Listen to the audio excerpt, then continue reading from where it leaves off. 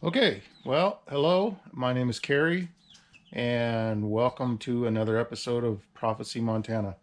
So, I wanted to continue on. I got a little lost in that whole coronavirus thing. Um, YouTube deleted two of my videos.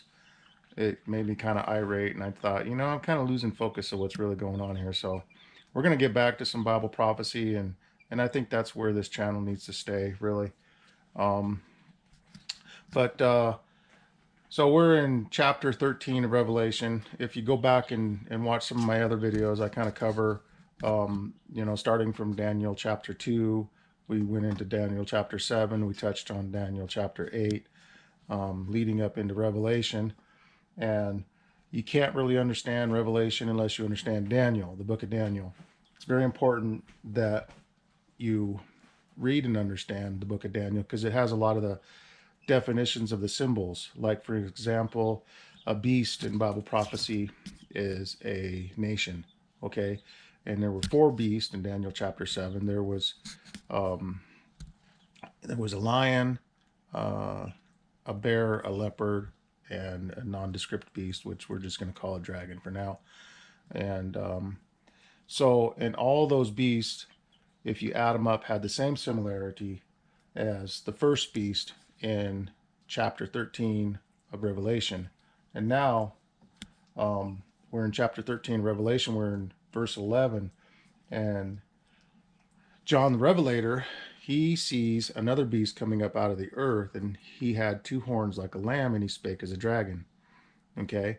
And he exercises all the power of the first beast before him, and causes the earth and them which dwelleth therein to worship the first beast, whose deadly wound was healed. Now, I don't think I gave a specific identification of the first beast, but basically, the first beast was the Roman Catholic power, okay, which ruled from, that beast ruled from 538 to 1798, okay, the Roman Catholic power. In 538, it came into power under Constantine. The scepter, if you will, was given to Constantine, and he had total control, total power at that time. And then it lasted up until 1798 when General Berthier went into the Vatican, took the Pope captive, threw him in prison basically, and that's where he died, giving the beast the deadly wound spoken of here in Daniel chapter 13. And that time period of the 1260 years was given at least three times in the Bible. Um, so, um, so and you have to go back to look at all the little defining characteristics of that beast power anyways. But here we are. Oh yeah, verse 11. And I beheld another beast coming up out of the earth, and he had two horns like that of a lamb. Now a lamb is a symbol of what in the Bible? Okay, what was the lamb used for during the sacrificial systems? That was to point forward, wasn't it, to for that was Christ. That the lamb was to represent Christ and him crucified. But this is lamb like. It's not a lamb, it's lamb like. Okay, so what nation rose up uh, around the time of the fall of the last beast power, 1798, which this beast, interestingly enough, is coming up out of the earth. All the beasts prior to it come up out of the sea. The sea was a symbol for peoples, nations, multitudes, or in tongues, or developed land masses which had populaces. You could say societies, developed nations, mature developed nations.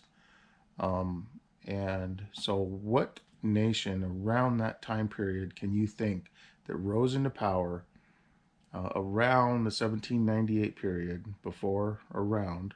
I said around, okay? I mean, does 1776 ring a bell to anyone here?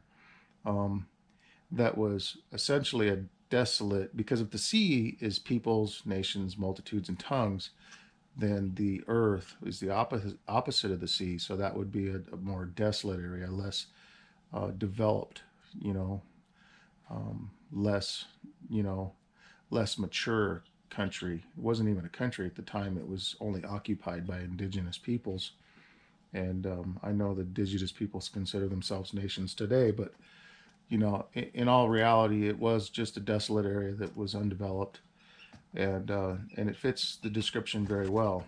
Um, so this beast rising up out of the earth had two horns like that of a lamb. You look at a buffalo, it looks like a lamb-like creature. It's not really a lamb. I wonder if that's what the prophet saw in his vision. And he spake as a dragon. Now this nation was lamb-like. It was Christ-like in its beginnings.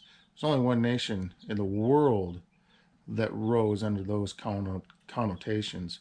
No other nation in the world has considered itself a Christian nation ever until America came along. So the description is short and brief, but it's very pointed and very direct. So this Christian nation would then speak as a Christian-like nation. Okay, that's key because it's not a lamb; it's lamb-like. And he spake as a dragon. So how does a dragon speak? We're told that the dragon, that old serpent, the devil, is that's who that is. So this nation would speak like the devil, and we'll find out more about that here in some upcoming studies. And he exceedeth all the power of the first beast before him. What was that power? Was to cause worship, and causes the earth and them which dwelleth therein to worship the first beast, whose deadly wound was healed. Now, again and again, we hear this terminology, this worship, worship, worship, how this first beast had caused worship. We see that in history, how the Roman Catholic, Church, and it's the Roman Catholic Church. We're not talking about the people here, okay? Because Roman Catholic people are just good, honest Christian, and many of them don't know anything about this sort of abuse of power in their mother church. And so when we talk about the Catholic Church, I'm talking about the powers to be, the entity of it, the structure, and not the people. I just want to be perfectly clear about that. Okay, so, and he exercised, verse 12, and he exerciseth all the power of the first beast before him, and causeth the earth and them which dwell therein to worship the first beast, whose deadly wound was healed. All right, so there was a healing of the wound. And he doth great wonders, so that he maketh fire come down from heaven on the earth in the sight of men. And he deceiveth them that dwell on the earth by the means of those miracles which he had power to do in the sight of the beast, saying to them that dwell on the earth that they should make an image unto the beast. An image, that's an important terminology there. What is that image? Which had the wound by the sword and did live. What was the sword a symbol of? The sword was a symbol of the Bible. Okay, that was the Protestant Reformation that took place during during and right after the Dark Ages. The people, through Martin Luther and Tyndale and Huss and Jerome and Wycliffe, and there was all of these reformers that came up out of that church and really sought to expose some of the abuses in which the church at that time was doing. The selling of indulgences, the baptism of babies, and a priest, a man able to absolve sins, a man calling himself that he is God. All these things they spoke out against, rightly so. And that's what a Protestant is. It's a Protestant. It's a protester. It's one who protests. And that's why they were called the Protestants, And he had power to give life unto the image of the beast, that the image of the beast should both speak and cause that as many as would not, here's the word again, worship the image of the beast should be killed, okay? What's that image? We talked about the image a little bit ago. All right, because this image and this mark are one of the same. And he causeth all, both small and great, rich and poor, free and bond, to receive a mark in their right hand or in their foreheads. And I'll put some verses up here talking about foreheads and hands and what that means, and to God, because that's really all that matters, okay? We can speculate, we can say chip, we can say tattoo, we can say barcode, all these things, right? What is that mark in their hand or in their foreheads, okay? And if we read in those verses that I gave you, that these marks are marks of authority. They're in God's perspective, the hand and the forehead. The hand represents our action. The forehead represents our thought. Okay, and His commandments would be put in our hand and in our foreheads as well, according to those verses I gave you. And so it would be as frontlets. It would be bound upon thine hand. It would be as frontlets between thine eyes. Speaking of the Ten Commandments. And that no man might buy or sell, save that he had the mark, or the name of the beast, or the number of his name. Here is wisdom. Let him that hath understanding count the number of the beast, for it is the number of a man, and his number is 666. In other words, 666. We went through the whole 666 thing on a prior video. Maybe I'll put the card. Let me see which side. One of these sides. A little confusing because the camera has it backwards. I think it's over here. We'll put it up in the cards. The Enigma of 666, I had that in one of my videos, and I go over it pretty, not real thoroughly, but I'll give you enough information to kind of, if you want to do more study, it's not hard to find that sort of info on the web. There's a lot of false info too, so, but it was basically a very common number. It was known by almost everybody in Rome. They would wear these little amulets, the general populace.